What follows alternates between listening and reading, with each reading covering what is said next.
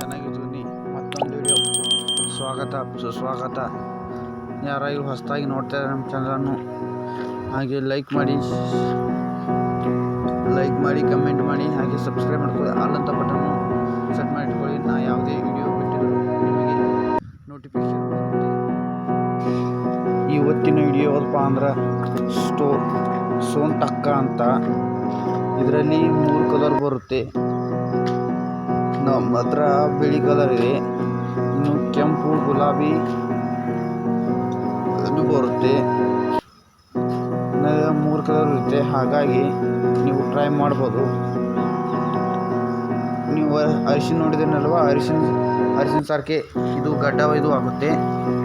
ಒಂದು ಗಡ್ಡ ತೆಗೆದು ಅರಿಶಿನ ಸಾರಿಗೆ ಹೊಡಿತೆ. ಇಲ್ಲಿ ನೋಡಿ, ಅರಿಶಿನ ನೋಡ್ರಿ, ಇದು ನೋಡಿ ಅದು ಒಂದೇ ಕಾಣುತ್ತೆ. ಇದು ಔಟ್ಡೋರ್ ನಡೀತೆ. ಒಂದು ಬೇರ್ ಹಚ್ಚಿದ್ರು ನಿಮಗೆ ರಗಡು ಆಗುತ್ತೆ.